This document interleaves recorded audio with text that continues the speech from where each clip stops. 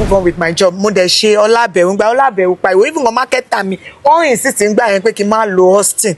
But mo sọ fún wọn pé Austin ló máa direct iṣẹ́ yẹn. A mọ̀ pé iṣẹ́ yẹn máa lọ. Iṣẹ́ yẹn ni iṣẹ́ tó fún mi ní orúkọ. Ìgbà tí mo rí Austin, omijé ń jábọ́ lójú mi. This is not Austin. Austin dàbí ẹni tó kó HIV ni. Nítorí pé a fi ibi ṣólóore ni Aisha.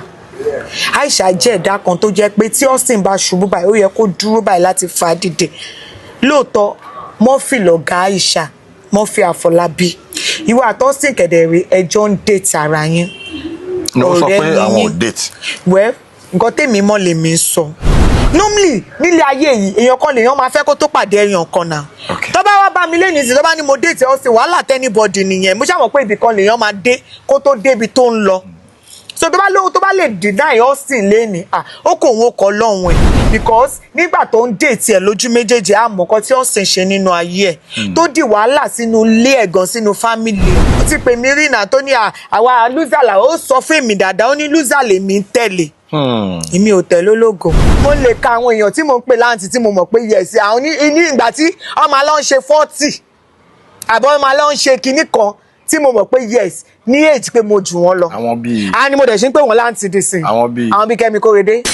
Àwọn bíi Bísọ́lá Badmus. Ọkọ̀ ti kú ni bàbá Suwe. Àwọn lọ́kọ́ mi níṣẹ́. Gba fọ́ọ̀mù ń bẹ̀. Bẹ́ẹ̀ni tí mo dẹ̀ kọ́ṣẹ́ lọ́dọ̀ wọn tí mo dẹ̀ lo good 10 years. 10 years. Yes, tá a dẹ̀ wọ kámẹ́rà. Ẹ wish kẹ́ni yẹn bá yín ṣe nǹkan tó padà bójú yín jẹ́ talẹ́ nìyẹn. Nígbà yẹn wọ́n rí wa bíi pé àwọn ọmọ tó yẹ̀ṣẹ̀ ń bọ̀ bí a lè ga. Despite all that mo ṣì love wọn. Nítorí gbà yà wá la gbé pósítà. Nítorí tá a bá máa sọ nínú fíìmù yẹn gba amáyé mi nìyẹn ṣó rí mi ni mo gbé pósítà tẹ̀ láǹtí Fúnkẹ́ pé fi dáàdì wa sílẹ̀ àwa ọmọ tá a pọ̀. Ní lọ́dún náà lọ mú wọn ti wá sí láwà ń bẹ àjọ gbé pósítà ni. Wọ́n ti la coded. Bẹ́ẹ̀ni. Scandal wo? Ó fún mi ní scandal pé ní ó kù díẹ̀ tá a fẹ́ ya Ọlábẹ̀wò. Ó sì wá ní òkè kí n tó yaṣẹ́ wá sí iṣẹ́ mi mo dẹ̀ débi iṣẹ́ bíyàwó ẹ̀ ṣe rí mi nìyẹn ó dẹ̀ ti èmi àti Austin mọ́nulé àtòun náà àjọ wà nínú ilé I was just like kí lélẹ̀ nítorí eléyìí ló ṣe sọ pé kí n máa lọ́lé bí gbogbo èèyàn ṣe bẹ̀rẹ̀ sí nígbà mi Antalaniyan pè mí Bísọ́lá Badmus pè mí ó ní ọlá ṣó ti lọ ka ó ti lọ ra ìwé ìròyìn tó ń lọ lọ́wọ́lọ́wọ́ àmì ní kí ìwé ìròyìn kí ló ń ṣẹlẹ̀ ó ní lọ ra Antalaniyan dídì sọ fún mi pé bolo àmọ́ ní mo wà ní Jẹ̀bú ní location kan ní lọ Sunday Bridge níbi báyìí ó ń ta ìwé yẹn bẹ̀ wá lọ ra newspaper yẹn mo bá tẹ̀ka mo bá gbàgàdàgbàgàdà ni mo bá Austin àti ìyàwó ẹ̀ mo bá èmi àti picture èmi àti Austin wọ́n ní èmi fẹ́ gba ọkọ̀ Mọ́júmọ̀kẹ́ lọ́wọ́. You are welcome to the show Unscripted with Jeff Owolewa, aka Tony Montana. You all know that on this very show, we do it like we're having a conversation. Like, a man so gegebi osheri, we say it exactly the way it is. Elepe wani awi konko loju oloro she dada ni mo bayin. On the show today, I have one of the most hardworking female actors in the industry. This lady is very brilliant when it comes to film production. Join me as I welcome the one and only Ola Samuel. You're welcome to the show. Thank you very much. Emi okin solo tu o. Kí wá ni yín o. Jeff lórúkọ mi o. Ó dá o, Jeff Tony Montana. Àwa already know. Okay. Ola Samuel. Who is Ola Samuel? Yeah, ó kọ́ mi ní Ola Samuel Adétipẹ́. Because mo máa ń rí pé gbogbo ẹ̀yin ọ̀rẹ́ mi, ẹ̀yin ọ̀gá mi, kì í fẹ́ fa Adétipẹ́ sẹ́yìn orúkọ mi. Lóòótọ́ gbogbo yín mọ̀ pé Ola Samuel ni mo ń jẹ́ àmọ́ Adétipẹ́ ti wà lẹ́yìn orúkọ mi. So, òṣèrébìnrin òun ni mo jẹ́ nínú iṣẹ́ tíátà. Industry wise. Bẹ́ẹ̀ni. So ẹ jẹ́ kí n put ẹ̀bẹ̀ tó pé Yorùbá program ni mo jẹ́. Feel free, code mix. All right, no problem. So Ola Samuel jẹ́ actress, producer, ó dẹ̀ tún máa ń ṣe àwọn ambassador lóríṣiríṣi. Ìwé èèyàn tó Ola Samuel jẹ́ ni, and I'm also a mother. Nice one. It's nice to have you on the show today. Thank you. Ola Samuel, my first question will go like this. Mo fẹ́ mú narrative kan wọlé, then I will now ask my question. All right. Ní àwọn time kan, a máa ń rí a lot of jobs tí ìwọ ẹ̀yin àti Austin Emmanuel tẹ́ ti ṣe. Then àwọn kankan ṣẹlẹ̀ ní industry tó jẹ́ pé àwọn marketers wọ́n blacklist Austin Emmanuel. You know, kíní ẹ̀ ti ṣẹlẹ̀ gan. Then àwa rí pé ní time tí wọ́n blacklist Austin Emmanuel yẹn gan ó wà lára àwọn producers tó jẹ́ pé ìgbà tí kinní yẹn ń ṣẹlẹ̀ gan ó tún sì máa ń lo Austin as your director, as an actor in some of your films. That's loyalty. Òyìnbó máa ń sọ pé loyalty. Kí ni relationship tó wà láàrin méjèèjì, please. Ṣé rí àṣìṣe ńlá lè àwọn marketer wa ṣe lórí ọ̀rọ̀ Austin. Ọdún náà nígbà kan tó ń sọ pariwo ọ̀rọ̀ Austin, mo jáde síta mo sọ̀rọ̀. Marketer kan pè mí, mo forúkọ bò wọ́n láṣìírí. Wọ́n ní Ọlá stay away from it. Mi ò lè stay away lórí ọ̀rọ̀ Austin. Austin is a good man. Àwọn marketers dìdí pé ẹ pé yes, wọ́n pè mí. Stay away from Austin Emmanuel. Yes. Which is mi ò fẹ́ dá ọkọ wọn. Nítorí pé ìgbà táwọn náà ti ṣoore fún wa wà, ìgbà tó dẹ̀ ṣe búburú ẹ̀ wà. So I don't want to mention him. But Austin jẹ́ èèyàn kan tó jẹ́ pé wọn ò mọ̀ Austin, òun náà dàbí áńgẹ́lì kan ni. Wọ́n máa ń sọ pé ó ní ìgbéraga. Èmi ò rí ìgbéraga tó ní o. Principle oníkálukú ọ̀tọ̀ọ̀tọ̀ ni. This is Ọlá Samuel. This is Austin Emmanuel. Lè sọ pé ìwà tọ́lá Samuel wò tó ń wù, òun ni kí Austin Emmanuel máa wù. Irọ́ ni. Mi ò lè ka nínú industry wa yẹn tó máa sọ pé òun náà gba ọ̀dọ̀ Austin kọjá. Austin Emmanuel tẹ́ ń wò yẹn. Ẹ má bínú o, mi sọ pé bọ̀dọ̀ ọdún ọ̀gá wa ni wọ́n o. Mi ò dẹ̀ sọ pé wọn ò lórúkọ, ṣùgbọ́n nígbà tó Austin jẹ́ Austin, èmi ò tí ì rí pé àwọn bọ̀dá ọdún ládé wọn ti ní orúkọ. So Austin wà lára àwọn top star then. So Austin jẹ́ èèyàn kan tó yẹ kí nígbà tèmi ń dìde, mo láwọn tèmi kọ́kọ́ ń lò. Ìgbà tí màá kọ́ ṣe first film mi, Tanimola, Báyọ̀ Tìjání, àwọn ló direct iṣẹ́ mi. Which is good. Saying so, Báyọ̀ Tìjání is a big director. One of the biggest in the industry. Yes. And iṣẹ́ yẹn dẹ̀ lọ gan. Torí àwọn èèyàn ń pa Tanimola. Ìgbà tí màá ṣiṣẹ́ kejì náà, Báyọ̀ Tìjání náà ló direct ẹ̀. Which is My Love, My Career. Ó lọ náà. Mo wá lọ sí Dubai, mo travel, mo lọ yaṣẹ́ bọ̀ níbẹ̀. Mo wá ní mo fẹ́ parí iṣẹ́ yẹn ní Nàìjíríà. But Austin ti jẹ́ èèyàn kan tó jẹ́ pé ọ̀rẹ́ mi ni. Tó ti máa ń disturb mi, Ọlá kíní kan wò fẹ́ bá mi sọ wò fẹ́ ṣe kíní kan, a máa ń pàdé níṣẹ́ dre dáadáa. But mi ò kí ń fún ní face. Nítorí pé level tèmi fẹ́ fira mi sí nígbà yẹn, mi ò fẹ́ fira mi sí level pé wọ́n ń ṣiṣẹ́ ọmọ ta. Okay. So mo fẹ́ fira mi sí level pé bí mo ṣe ń dìde iṣẹ́ àwọn Báyọ̀ Tìjání, which is gbogbo alámọ̀ irú level iṣẹ́ títí wọn. That's ibi tí mo fẹ́ fira mi sí nìyẹn. But to come in, ó sọ fún mi pé Ọlá, you can do this. I was just like, èmi ò mọṣẹ́ ọmọ ọ̀tá ṣe o. Only you can do it. Ìgbà yẹn ni mo ya iṣẹ́ Ọlábẹ̀rù lọ́dún náà lọ. Kò sẹ́ni tó máa sọ pé iṣẹ́ Ọlábẹ̀rù lọ. Iṣẹ́ Ọlábẹ̀rù lọ gan, ó tún fún mi ní scandal. Scandal wo? Ó fún mi ní scandal pé ní ó kù díẹ̀ tá fẹ́ ya Ọlábẹ̀rù. Ó sì wá ní òkè kí n tó yaṣẹ́ wá sí iṣẹ́ mi. Mo dẹ̀ débi iṣẹ́ bí ìyàwó ẹ̀ ṣe rí mi nìyẹn. Ìyẹn Jùmọ̀kẹ́. Jídé ó sì wà lórí bẹ́ẹ̀. Jokely ìwé kéèyàn ṣe fi nǹkan ṣeré nǹkan kan mẹ́. Mo dẹ̀ wọ́ bẹ̀. Ìgbà tí mo dẹ̀ débẹ̀ ìyàwó ẹ̀ dẹ̀ dé. Bó ṣe tilẹ̀kùn, ó kọ̀ ti Búkì. Wọ́n máa ń pe bàbá yẹn ní Búkì. Ọ̀rẹ́ Austin ni. Ó dẹ̀ ti bọ́ta, ó dẹ̀ ti èmi àti Austin mọ́nulé àtòun náà àjọ wà nínú ilé. I was just like, kí lélẹ̀? Nítorí eléyìí ló ṣe sọ pé kí n máa lọ́lé. Which is mi ò mọ̀ kan tó ṣẹlẹ̀ láàrin wọn tẹ́lẹ̀. Èmi wá fún iṣẹ́ ni. Bó ṣe bẹ̀rẹ̀ sí ní pariwo nìyẹn. Kíní kan ń fẹ́, ó ṣe gbá, mo fẹ́ wo bó ṣe fẹ́ ṣe kíní kan kìnì kó dẹ̀ pariwo. Mi ò sọ̀rọ̀, but mo challenge Austin, why tó máa fún ìyàwó ẹ̀ pé kó máa lọ́lé. Ó ní tóun bá lodge ẹ̀.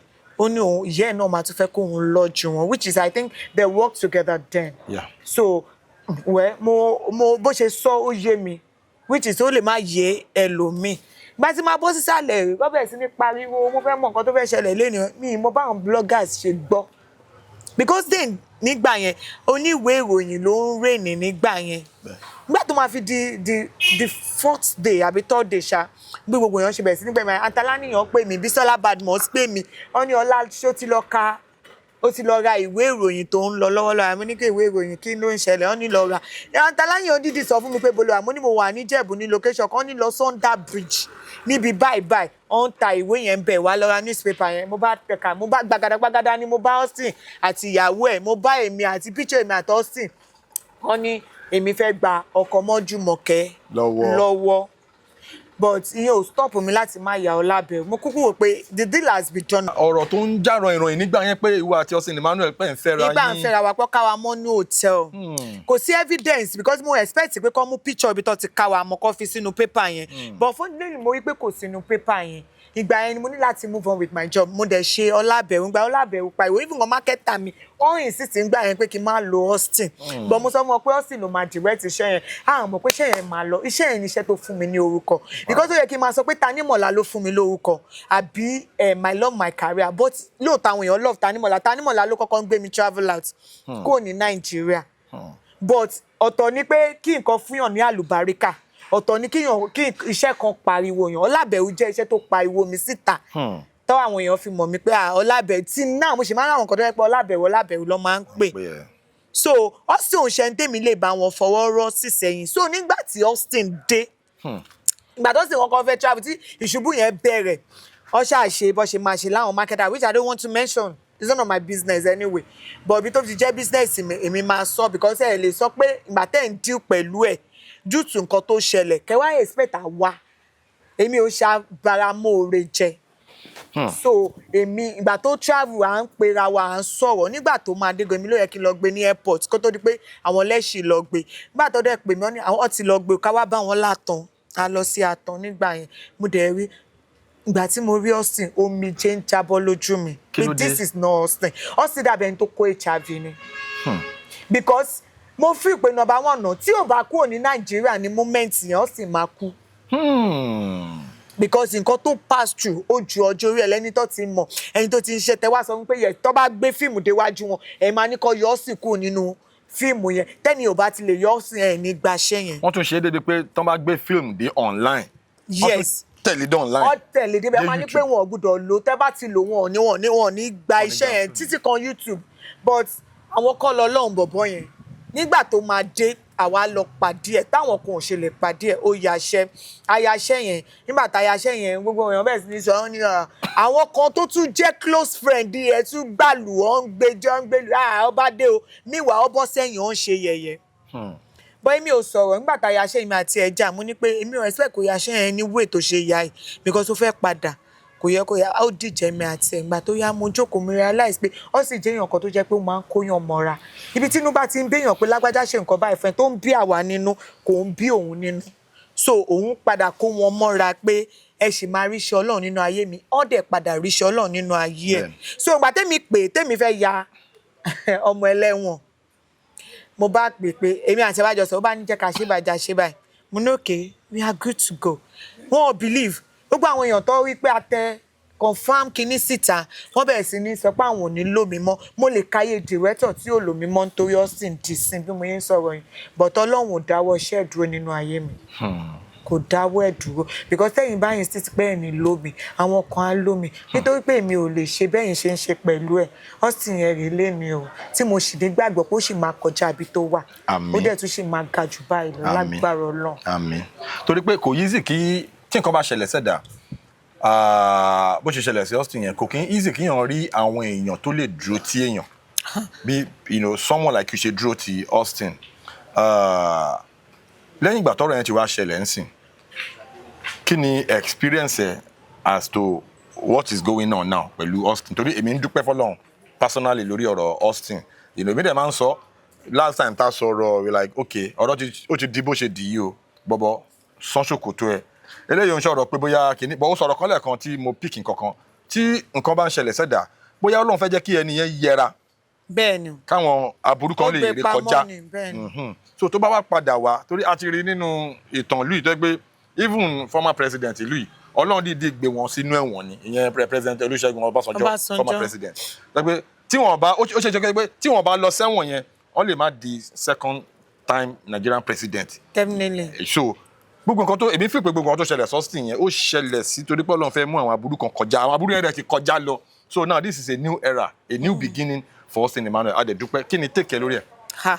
Now I'm happy for him o Austin ti jẹ́ èèyàn kan tó jẹ́ pé ó ti ń padà tó máa padà tán that's why I said Ọlọ́run ti ń jọba lọ nínú ayé ẹ̀ tí mi ò dẹ̀ nígbàdúrà kó tún ṣubú láéláé ẹni tá à ń sọ ń ṣe ó wà ní UK lọ́wọ́lọ́wọ́ bá ṣe ń sọ̀rọ̀ yìí. ó ń gbádùn. bẹ́ẹ̀ ni ṣé ìwòye bóyá 2 years ago àbí tí ṣé ó tiẹ̀ lè rò ṣé wọ́n ti lè jẹ́ kó lọ níbi tó fún dé méjì sí mi ò fẹ́ dárúkọ àwọn kan tó mọra wọn tó mọ̀ kan táwọn ṣe nínú ayé lára àwọn tó gbé lára àwọn tó jẹ́ kó ní orúkọ Ọlọ́run tó help Ọlọ́run ló ń jẹ́ kẹ́dà lórúkọ o but Ọlọ́run máa lo èèyàn kan fún èèyàn kan as sábàbí despite the fact pé nǹkan tí bọ̀bọ̀ yẹn ṣe kí ló ṣe wọ́n tún gbé ṣubú ni bọ̀ nígbà tẹ́ bá gbé ṣubú tọ́lọ́run sọ pé òun ò gbé ṣubú ńkọ́ ìgbà tọ́lọ́run dẹ̀ sọ pé òun ti dé nínú ayé ó ti dé nìyẹn sọ kò sí nǹkan tó lè ṣe sí.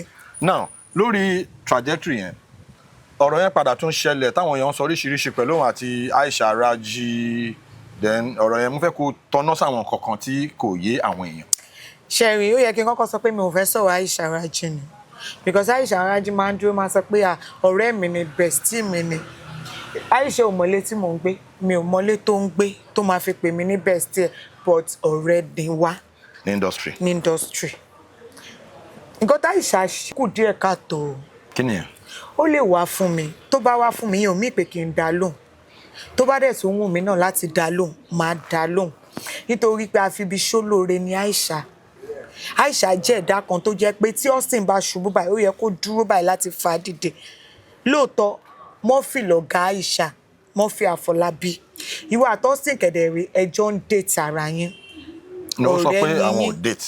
well nǹkan tèmi mọ̀ lèmi ń sọ normally nílé ayé yìí èèyàn kan lèèyàn máa fẹ́ kó tó pàdé èèyàn kan náà tó bá wá bá mi lẹ́nu sí tó bá ní mo date Austin wàhálà tẹ́nibọ́dì nìyẹn mo ṣàmọ̀ pé ibì kan lèèyàn máa dé kó tó débi tó ń lọ so tó bá lè deny Austin lẹ́ni ó kò wọ́n kọ́ lọ́hùn ẹ̀ because nígbà tó ń date ẹ̀ lójú méjèèjì àmọ́ kan tí Austin ṣe nínú ayé ẹ̀ tó di wàhálà sínú ilé ẹ̀ gan sínú family ẹ̀ so èmi ò expect pé òun ló yẹ kó wá di lẹ́ni tó wá jẹ́ pé ìṣubú Austin ló máa wá ó ti pè mí rìnà tó ní àwa loser là ó sọ fún èmi dáadáa ó ní loser lèmi ń tẹ̀lé èmi ò tẹ̀lé ológo míyàn kan dí ìdè lẹ́nu kó lóun fẹ́ ṣògùn sí mi kí n ṣubú mi ò lè ṣubú tó pé èmi gan sọ fún wọn pé ògo dọ́yìn ni mò ń wá èmi náà fẹ́ ògo tó jẹ́ pé kémi náà kó sì máa mọ̀ pé yes this is Ọlá Samuel it's not until tó bá rí mi everywhere and tó lóun bá dẹ̀ tún dé náà tó bá rí pé they want me everywhere iṣẹ́ Ọlọ́run ni kò ń ṣiṣẹ́ èèyàn bẹ́ẹ̀ni so èèyàn kò lè gbéyàn kan ṣubú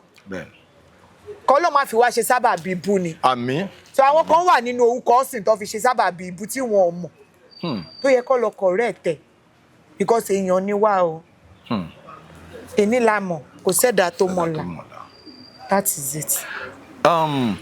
nínú àwọn stories tá a gbọ́ mo fẹ́ kó yànnàná ẹ̀ dáadáa nípa because àwọn time kan ó ṣe àwọn films kan tó feature Egbin Orun kọ́lọ́n foríjì Egbin Orun báwo ni relationship ẹ méjèèjì nígbà tí Egbin Orun wà láyé àti pé nígbà tí Egbin Orun ti kú báwo ni ọ̀rọ̀ yẹn ṣe ń lọ. Ọlọ́run á bá mi fọ̀hún kẹ́ Egbin Orun. Àmín. Á bá mi bu yẹ̀pẹ̀ burúkú kúrò lórí ẹ̀. Àwọn kan lójú ẹ̀. Àwọn kan wà tó jẹ́ pé wọ́n kú lẹ́yìn tó jẹ́ ìbànújẹ́ ọkàn fún mi. Egbin Orun jẹ́ èèyàn kan tó jẹ́ pé èèyàn tó da gidi ni. Egbin Orun fúnra rẹ̀ ló DM mi lórí Facebook. Ní pé òun fẹ́ bá mi ṣọ̀rẹ́. Mo rántí náà lọ́dún náà lọ́hùn. Àjọ ń gbé lábáwọn jẹ ni. Ó lóun fẹ́ kí n wá kí òun. Mo parọ́ fún pé mo wà ní Ìkòròdú. Mi ì sọ ń gbá báwọn jẹ ni mò ń gbé because mi mọ I don't really know her which is òun fún ara ẹ̀ náà ti ń kọrin díẹ̀díẹ̀ nínú ìkọ̀tún yẹn nígbà yẹn so nígbà tí mo wọnú life Egbin Orun mo wá lọ kí wáyà ọ̀rẹ́ mi kí ni mo wá má àbúrò mi kọ̀dá ni àbúrò mi yẹn ní rárá o òun ò lè jẹ́ kó bá ṣọ̀rẹ́ àbúrò mi tó tẹ̀lé mi gangan kí ló dé ó nítorí pé ó ní gbéraga meanwhile ọkọ ẹ̀ ní church ọkọ ẹ̀ ló máa handle but mi pé ó ní gbéraga kò ní gbéraga sí mi ẹni tẹ́ ń sọ ló wá chat me up ló ní òun fẹ́ ká jọjọ́ rẹ̀ ìgbà tẹ́mi àti Egbin bẹ̀rẹ̀ díẹ̀díẹ̀ a bẹ̀rẹ̀ sí ní wò pé kí la lè ṣe fúnra wa because friendship relationship máa ń wà ipe tẹ́ bá ń ṣe ọ̀rẹ́ kò ń ṣe ọ̀rẹ́ ipe kò ń ṣe ọ̀rẹ́ kẹ́ má lè sọ pé achievement báyìí lẹ́ni fúnra yín mo wá béèrè àwọn kankan lọ́wọ́ èmi ti wà ní industry fine tí mo ti ń dìde díẹ̀díẹ̀ mo wá béèrè lọ́wọ́ ẹ̀ pé kí nìkan tó ń ṣe gangan kí ló fẹ́ ó lóun kọ àwọn orin kan ó lóun ṣẹ̀ṣẹ̀ ya fídíò kan ó ṣàfi fídíò yẹn ràn mí mo ní fídíò yìí poor mo ní very very poor mo ní but ṣé iṣẹ́ orin yìí ó ń wọ̀n ẹ́ ó ní ọ̀rẹ́ mi ó ń wọ̀n ohun kankan bẹ́ẹ̀ yẹn mo lókè jẹ́ ká ṣe báyìí mo wá fà á lọ sí ọ̀dọ̀ dáàdì mi mo máa ń pè ẹ́sà lọ́m mo máa ń pè wọ́n ní dáàdì mi Kazeem uncle Kazeem mo máa ń pè wọ́n ní dáàdì mi Epsilon mo wá wò ní wò pé ọ̀nà mo ti fẹ́ gbà help ọ̀rẹ́ mi mo wá ní okay time yẹn ó bọ́ sí time tí mọ́mì mi kú so ìgbà tí mọ́mì mi kú àwọn Epsilon gbogbo wọn couple lọ wá sí ibi bẹ́rẹ̀ àti kan àwọn Òkìkí Bímbọ́ gbogbo wọn ṣàwá sí bẹ́rẹ̀ Àlẹ́gbẹ́dá nílọ mo wá sọ pé okay mo fẹ́ lọ máa kí àwọn kọ̀ọ̀kan tí mo mọ̀ pé mo lè kí mo wá opportunity yẹn mi Egbin Ọ̀run dání mo wá mú lọ sọ́dọ̀ marketer yẹn bí bàbá ló jẹ́ fún mi Epsilon mo wá sọ fún wọn pé ṣé wọ́n ní ọ̀rẹ́ yìí dẹ̀ fine àwọn like ẹ̀ mo ní daddy mi ò mú wá fún yín kẹ́ lè like ẹ̀ o mo fẹ́ kẹ́ bá mi ràn lọ́wọ́ mo fẹ́ kó ga nínú orin tó ń kọ daddy ní orin kí ló ń kọ ó ní mo lé orin gospel as in àwọn orin gospel kìíní Christian kìíní orin ẹ̀mí ó wá ní àwọn ò kí ń ṣe irú iṣẹ́ bẹ́ẹ̀ yẹn o tí dáàdì mi gan bá ń gbọ́ nǹkan tí mò ń sọ yìí tí mo ṣe mú wọn gẹ́gẹ́ bí bàbá orin Egbin Ọ̀run ni first orin Christian tó máa gbà tó máa ta because Islamic music ló máa ń tà mo ṣáà dúró sí wọn lọ́rùn àwọn kan tiẹ̀ ń bú mi pé ìwọ tó yẹ kó fà wọn kọ́ jẹ́ marketer kínní kan mo ní rárá mo ní ìyẹn ò ní meaning mo mọ̀ pé tó bá ń ṣe interview ẹ̀ tẹ́nìyàn mi bá mọ̀ọ́rẹ́ tó bá ń ṣe interview á máa rántí pé lágbájá báyìí òun ló jẹ́ kóun dé báyìí ó dẹ̀ gbà á wọ́n ní ọlá nítorí tiẹ̀ ni o wọ́n dẹ̀ gbà ó dẹ̀ bẹ̀rẹ̀ sí ní promote ẹ̀ bí Egbin Ọ̀run ṣe bẹ̀rẹ̀ sí ní di Egbin Ọ̀run tó ń pariwo ni nígbà tó tún ya mo tún pè mo tún jókòó mo ní ọ̀rẹ́ mi ṣe pé mi ti ń travel díẹ̀díẹ̀ which is èmi máa ń lọ sí Dubai lọ South Africa Ọlọ́run jẹ́ kémi náà dẹni tó ń gba visa London àti America tó ń wù mí bọ́ mo rọ opportunity ẹ̀ ṣùgbọ́n mo mọ̀ pé Ọlọ́run ó ṣì wà lẹ́nu iṣẹ́ lọ́wọ́ torí Egbin Ọ̀run ọ̀hún sí inú mi padà dùn pé òun kọ́ padà di ẹni tó ń lọ sí America Canada kó tó kú mo wá pé mo wá ní iṣẹ́ wa yìí a ní láti fi travelling back up ó wá dáhùn wá ní báwo mo ṣe fẹ́ ṣe báyìí mo ní má wọ̀ ṣé ká lọ Dubai meanwhile ìgbà tá à ń sọ yìí náà a week lèmi dé láti Dubai mo wá sọ pé ṣé ká lọ Dubai ó wá ní mo ní ìwọ ló máa lọ mo ní bọ̀ máa pé èèyàn lọ́hùn tó máa dé sọ́dọ̀ ó ní rárá o ọkọ ẹ̀ náà bá ní láéláé pé tí èmi ò bá ti lọ wọn ò ní jẹ́ kó lọ bá ní òkè nítorí tiẹ̀ máa lọ gba visa mo ṣáà padà gba visa mo ra ticket mo ìtẹ̀lé lọ nìyẹn òun ni first travelling ẹ̀ láyé ẹ̀ tí mo mú lọ. ìwọ ló mú Egbin Ọ̀run lọ sí first travelling ẹ̀. first travelling ẹ̀ èmi tí mo ṣe lélẹ̀ lẹ́yìn ìgbà yẹn ló ṣe wá lọ sí South Africa tó lọ bẹ́ẹ̀ gbọ́n ẹ̀ níbẹ̀ so mo ṣáà rí pé kíkí ní orin ẹ̀yẹn kọ́ mọ̀ òun náà kẹ̀dẹ̀ rí ó jẹ́ èèyàn kan tó yẹ pé kò ń relate ó máa ń wà lórí social media 247 ẹ̀yìn ìgbà yẹn ló bẹ̀rẹ̀ iṣẹ́ àdúrà yẹn ó ti ń ṣe tẹ́lẹ̀ náà kí n tó mọ̀ nínú church wọn tí wọn so ìgbà yẹn ló ṣàbọ̀ sórí Facebook tó bẹ̀rẹ̀ sí ní ṣe tọ́lọ́run dẹ̀ gbà fún ṣùgbọ́n nígbà tó kú ó jẹ́ nǹkan tó bà mí inú jẹ́ gan pé àwọn tó máa ń jẹ́ olóore wọn kì í pẹ́. igi tó tọ́ kì í pẹ́ ní gbó. bẹ́ẹ̀ ni wọn kì í pẹ́ because ṣọ́ọ̀kì ni kò Egbin Ọ̀run jẹ́ fún mi. Because a lot of people ló pè mí àwọn pílárì everybody ló pè mí pé ọ̀rẹ́ ẹ̀ kú lóòótọ́ a ní differences ti wà kó tó di àwa méjèèjì náà ní differences wà but èmi ò bínú sí yẹn ọ̀rẹ́ méjì ọmọ àjà àwọn àtẹnu náà ń jà ìyẹn ò torí ẹ̀ ní pé kí n wish ẹ̀ bad mi àbí mi torí ẹ̀ sọ pé inú mi ò dùn sí nǹkan tó ń ṣe because nígbà tí Egbin gan sef tó mo tún ti di ibi tí mo ti dé mo ti sínú fíìmù. Yes ìgbà tí mo kọ́kọ́ fẹ́ ya first film tí Austin kọ́kọ́ fẹ́ bá mi ya which is Ọlábẹ̀rù Austin gan yìí sí ti pé rárá o ẹ pé ó ń tape 10 ó ń ṣe kíní kan òun lè lómúnà Austin ọ̀rẹ́ tèmi ni kò ń ṣe ó ní film ẹ bá mi train ẹ òun ló máa ṣiṣẹ́ yẹn. So it is safe to say pé ìwọ ló kọ́kọ́ feature Egbin Ọ̀run. bẹ́ẹ̀ ni nínú film èmi náà mo feature ẹ nínú film èmi náà ni mo mú dọ́dọ̀ marketer ọdún náà ó ti ní marketer kan wọ́n pè ní AZ ní kóòtù which is tí ò jẹ́ kó kọjá kóòtù but nígbà tó máa bọ́ sí timeline èmi ni mo fà á lé Epsilon lọ́wọ́ so ìgbà tí wọ́n tún wá máa fẹ́ ṣe fíìmù náà nígbà tó wá ṣe Ọlábẹ̀rù nígbà tó fẹ́ ṣe Ìgbéraga mo tún cast ẹ̀ àti ìyàwó Antalaniyan nínú fíìmù yẹn nínú Ìgbéraga which is tóun náà máa ń pòsè kó tó kú so lẹ́ni ìgbà tó sọ pé Egbin kú mo wà ní location lóòótọ́ ṣùgbọ́n mi wà òkè àtọ̀ táwọn sì gan bú mi mo fẹ́ lọ mi ò lè lọ because I was just like any ta close ká má tún close mọ́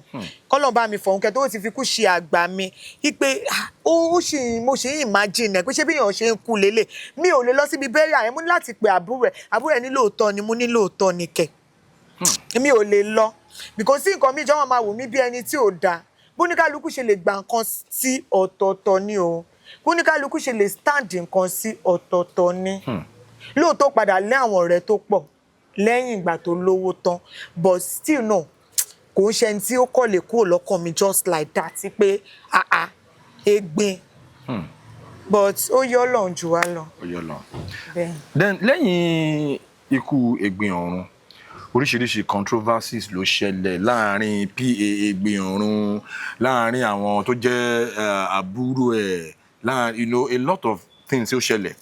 Kí ni take from someone like you tó jẹ́ pé ó ti mọ Egbin Orun kó tẹ̀ tó di pé Egbin Orun di gbogbo gbajúgbajà tí gbogbo ayé mọ̀ kó tó di pé Ọlọ́run because ìwé mímọ́ sọ wípé a mú ẹni rere kúrò nílẹ̀ nítorí ọjọ́ ibi igi tó dẹ̀ tọ́ kò kí ń pẹ́ nígbó nígbà míì iwájú tó dojúkọ k'Ọlọ́run foríjì.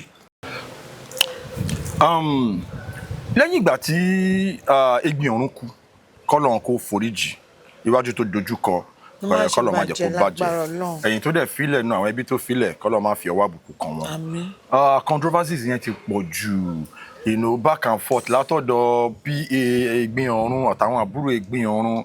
You as someone tó ti mọ Egbin Orun kó tó di pé Egbin Orun di Egbin Orun tí ìlú mọ̀ọ́ká kí ni understanding ẹ̀ sí gbogbo situation yẹn? Ṣẹ̀rí ńgbà tèmi náà later tèmi náà rí gbogbo ẹ̀ online bó ṣe ń ṣẹlẹ̀ kò jẹ́ nǹkan tó dùn mọ́ mi inú rárá because Egbin Orun ò ṣe ẹni tó yẹ kó máa pariwo ẹ̀ bẹ́ẹ̀ yẹn Egbin Orun ò ṣe ẹni tó yẹ kó máa drag ọ̀rọ̀ ẹ̀ láàrin ara wọn ṣùgbọ́n mi ò ní kankan sọ because àti Bọ́sẹ̀ o àti Bọ́sẹ̀ tá máa ń pè ní Àríkẹ́ àti àbúrò Egbin Orun gbogbo wọn yẹn mi rí pé family ni wọn nǹkan tí ò ṣe jẹ́ kí mi dá sí nígbà yẹn ó pọ̀ gan pé misunderstanding ló wà láàrin ara wọn wọn ò gbọ́ra wọn yé nísìnyí báyìí inú mi jó dàpọ̀ ti padà ó ti dọ̀rẹ́ àwọn náà ti rí pé yes nǹkan táwọn ṣe yẹn wọn ò ní ìdẹ because tó bá love Egbin Orun to me kò ní ìdẹ rárá ṣùgbọ́n adúpẹ́ fọ́lọ́run ohun tó hùn lẹ̀ ó ti tán. Okay. Then another issue tó ṣẹlẹ̀ recently lady kan lórí internet one of the influencers on the Instagram Mona Lisa tí ẹ bá wọ orí Instagram kẹ́ tó wọ post gossip milli tàbí Tunde Ednut tẹ́ bá wọ comment section ẹ máa bá Mona Lisa Steven ṣé mo gbà Mona Lisa Steven so lady yẹn over time ó ti wá popular as an influencer lórí social media tó jẹ́ pé àwọn films Tóyìn Ayémákù ó máa ń feature nínú big films yẹn òjijì la gbọ́ pé lady yìí kú later la wá ń gbọ́ àwọn awuyewuye kan pé ẹ̀tàn mo fẹ́ kó bá wa shed more light lórí situation yẹn kí ni relationship yín pẹ̀lú lady tó kú yìí Mona Lisa. Ọ̀rọ̀ Mona ọgbẹ́ ọkàn ló jẹ́ fún mi torí Mona Lisa tẹ́ ẹ̀ ń sọ yẹn àbúrò tèmi ni o like àbúrò ẹ̀ ọmọ ìyá mi ọmọ bàbá mi ni Mona Lisa Steven tó ń jẹ́ yẹn Steven Samuel òun lórúkọ wa tẹ́ bá rí àwọn àbúrò mi kan àwọn kan ń lo irú Tóbi ń sìn ó máa ń lo Olúwatóbi ó máa ń lo Olúwatóbi Samuel Bọ́sẹ̀ máa ń lo Bọ́sẹ̀ Steven that èyí tó tẹ̀lé mi so a mú bẹ́ẹ̀ èmi lo Ọlá Samuel nítorí feed tower though dáàdì wa jẹ́ musician ní bàbá wa. Irú music wo? Dáàdì wa máa ń play guitar fún Obey Sunny Adé. Wow. Dáàdì wa dẹ̀ máa ń compose nígbà tó wà láyé so gbogbo Dúpẹ́ Ṣólànà lọ́dún náà lọ́hùn tó kọ gospel dáàdì mi ló máa ń compose lọ́dẹ̀ máa ń play kinní fún wọn so ikọ̀ yìí a bá nínú family ni. Entertainment yẹn ti wà nínú blood. Yes àbúrò mi Gbénga Samuel ìyẹn tẹ ó máa ń play keyboard ó dẹ̀ máa ń play guitar kọ́lọ̀ bá mi gbéga Tóbi náà máa ń play keyboard Bọ́sẹ̀ tó wá tẹ̀lé mi olórin ni ó máa ń kọrin tó bá fẹ́ wọ studio mo ti bẹ́ẹ̀ pé kókó tiẹ̀ jáde ńgbà yẹn tí ò fẹ́ jáde so èmi ni mo choose part acting kó tó di pé Mona náà wá máa sọ pé òun àti díẹ̀ pẹ̀lú àwọn tẹ̀dá ọkọ̀ yìí number 4 ni Mona jẹ́ sí mi. Wow. Bẹ́ẹ̀ ni second to the last born wa ni. Àmọ́ nígbà tó lọ́jọ́ lòun dé kò sí nǹkan tá a fẹ́ ṣe ọ̀pọ̀lọpọ̀ àwọn èèyàn ni wọ́n mọ̀ pé Mona Lisa àbúrò mi ni ó máa ń yà àwọn èèyàn lẹ́nu ṣùgbọ́n àwọn tó mọ̀ irú Kúnlé Adégbìtẹ́ àwọn yẹn mọ̀ Bisola Badmus wọ́n mọ̀ dáadáa. Wasila Coded àwọn yẹn mọ̀. Àwọn Mimiano àwọn yẹn mọ̀ wípé àbúrò mi ni. Ọmọ ìyá mi ọmọ bàbá mi ni. So lẹ́yìn ìgbà tí ọ̀rọ̀ kù yẹn ti wá ṣẹlẹ̀ gẹ́gẹ́ bí ẹbí báwo ni ẹ ṣe feel báwo lẹ ṣe ń mìsẹ̀ sí báwo lẹ ṣe ń cope. Ọmọ tó dáa ni Mọ́nà. Mọ́nà ò ń ṣe ẹni tó yẹ ká lè gbàgbé láéláé. Mọ́nà jẹ́ èèyàn kan tó jẹ́ pé ó ti kú lénìí ó ti fi kú ṣe àgbà wa ó láwọ́ gidi gan ni. Kò sí nǹkan tí ó lè fúnyàn ó lè fojú ẹ̀tọ́ rẹ̀. Mọ́nà dẹ̀ jẹ́ èèyàn kan tó jẹ́ pé kò ń tijú kò sí nǹkan tí ó lè ṣe nítorí ẹ̀ ló ṣe jẹ́ pé bọ̀bọ́ kan jáde nígbà tó kọ́ ní wọ́n búlì Mọ́nà ni to death ó ní nítorí pé ó sanra kò ṣe big deal ṣé má sọ pé Mọ́nà ń sìn àbílẹ̀ kẹrin mi ni ó dẹ̀ ga ó sanra délẹ̀ èmi ò ga náà ṣe bẹ́ẹ̀ mi ni mo rí jáńjálá ẹ̀ ẹlòmíì wà Ọlọ́run máa fún ní small stature tó ṣe fẹ́mi ẹlòmíì wà ó máa ní big stature kò ń ṣe àrùn so tó bá ní wọ́n búlì ẹ̀ bọ̀ gbogbo ohun tó pa mọ́jọ́ Ọlọ́run ló tọ́ Mọ́nà síkì díẹ̀ ni bọ̀dá dúpẹ́ lọ́dọ̀ Ọlọ́run àsìkò náà ló tó torí a lè bí Ọlọ́run Mọ́nà jẹ́ ẹni tó lórúkọ dáadáa Mọ́nà àti bọ̀dá Ṣágì lọ́jọ́ bẹ̀rẹ̀. The same brother Shaggy. Yes tí mo mọ̀ dáadáa ń gbà yẹn tó máa ń ṣe kinní kan Fuji house kinní kan táwọn bí bọ̀dá máa ń ṣe yẹn táwọn máa mú ṣe comedy from there ni Mọ́nà fi dìde ó dẹ̀ lákìkanjú tó yẹ pé kò relent lórí gbogbo nǹkan tó ń ṣe so she's a good lady but kò sí nǹkan tá a fẹ́ ṣe. Àgbà fọlọ́run náà ni torí àní ìyá mọ́ àní bàbá mọ́ òun dẹ̀ tuntun lọ náà nìyẹn àmọ́ ó yọ lọ́hùn. Ọlọ́run á bá yín bu òróró ìtura sí ibi tí ó ti ń dùn yín lọ́kàn. Ní industry wa yìí ó lọ fàgọ̀. Bẹ́ẹ̀ni. Ṣé ẹ wish kẹ́ni yẹn bá yín ṣe nǹkan tó padà bójú yín jẹ́ talẹ́ nìyẹn then mo mọ̀ pé àwọn kìnìyàn ló máa ń make up challenging experience tíyàn ní industry. Ṣé rí industry wa ojú tèmi ti ẹ̀ rí ó rí gan ṣùgbọ́n mo jẹ́ èèyàn kan tó jẹ́ pé ó dàbí pé tí nǹkan yẹn bá ń wù mí kò kí ń sú mi òun nìkan tí mo ṣe ẹni tẹ ọ̀rọ̀ tẹ sọ gangan ẹni tó jẹ́ ọ̀gá tèmi gangan ló ṣe fún mi. talẹ̀ nínú. ọkọ ti kú ni bàbá Suwe àwọn lọ́kọ mi níṣẹ́. Formally tó gba fọ́ọ̀mù ń bẹ̀. bẹ́ẹ̀ ni tí mo dẹ̀ kọ́ṣẹ́ lọ́dọ̀ wọn tí mo dẹ̀ lò good 10 years. 10 years. Yes tá a dẹ̀ wọ kámẹ́rà. No way. Bẹ́ẹ̀ ni mo sọ nítorí pé nígbà tí mo wà ní tí mo 2000 ni mo join ní industry.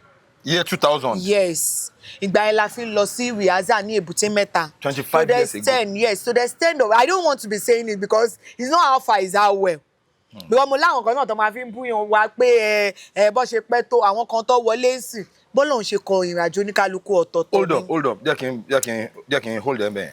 Ṣòtìrí tí èèyàn bá sọ pé I've been in the game for a long time kò mí pé bóyá ẹ lè máa rí dínkù lẹ́ni yẹn I'm saying it on record now. Yeah. Experience tẹ́ni yẹn ti gather over time kò sẹ́ni tó lè fi wé ẹni tó kàn déédéé wọlé tó rushing a lot of people tó ń rushing lọ́ máa fi ní pé wọ́n máa ń rush out. wọ́n máa ń rush out torí pé kò yé wọn. So the amount of experience tíyàn bá ti ní wọ́n ní pé o ní ọgbọ́n ta ni tíṣà ẹ̀. Bẹ́ẹ̀ni. So èmi ò kí ń ridicule years of experience is part of your own advantage bí mi ṣe máa ń rí nìyẹn. So continue please. torí time gbà yẹn mo jáde school ní 1999 mo join ní industry ní 2000 mọ́mì mi máa ń sọ pé àwọn ò lè gbà kí n ṣe ipe because àwọn fẹ́ kí n kàwé mo ní mọ́mì kò mean lẹ́yìn ìgbà yẹn tá a bá jókòó sílé a máa ń wo àwọn ìyá rainbow a dẹ̀ máa ń wo àwọn top actors bí Ọpẹ́yẹmí Ayọ̀lá ń gbà yẹn Ìrètí tó kú ó máa ń jẹ́ kí á ti wù mí so nígbà tí mo wá kọ́kọ́ wá ṣe mo máa ń lọ sí Winnie's ní Kilo ní Sùúrùlérè ní Kilo sí Winnie's mo máa ń lọ. The same Winnie's ní Sùúrùlérè. Yes ní Sùúrùlérè ìgbà yẹn ni mo mọ Jude Okoye. Jude Okoye nígbà yẹn ó fẹ́ lò mí nígbà yẹn tí Rita tó ṣe sister ó yẹ kí n wà nínú sister nígbà yẹn bó ṣe mọ̀ pé àwọn English actors ìkọ́ mi lọ máa mi ìfẹ́ lọ síbẹ̀ ó yẹ kó ti ṣe. a ti ń lọ bẹ máa dé bẹ bọ máa bá ọ̀rẹ́ lè lọ. ìkọ́ yẹn ló di ò jẹ́ kí n sí nínú fíìmù yẹn nínú sister yẹn tí Pẹ̀dítà Agú tó ṣe lọ́dún náà lọ. But mo wà nínú. Pẹ̀dítà Agú yeah. Yes mo wà nínú mo at least mo ti ṣe bí English méjì my love my career no sorry no mo gbàgbé title film tí Jim Mike wà ń bẹ̀.